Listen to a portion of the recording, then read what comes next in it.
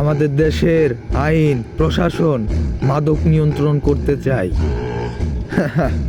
নাটক চোদাও না, জনগণের লগে নাটক চোদাও তোমরা।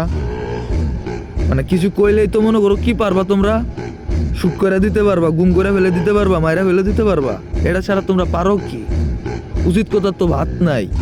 যে নেতায় আয়ে এই কয় মনে করো যে দেশের উন্নয়ন করব, দেশকে সুন্দর করব, মাদক থাকবো না, মাদক মুক্ত দেশ চাই। অথচ তোমরাই তো টেকা খায়া মাদক দেশে ঢুকাও। দেশে এত মাদক করতে গায়ে এই সারাদিন 500 টাকার দিন মজুরা এরা কি মাদক তৈরি করে? এরা সারাদিন কাজ করে 100 টাকার গাঁজা কিনবো, রাত্রে বয়া চিপাই চাপাই খাইবো।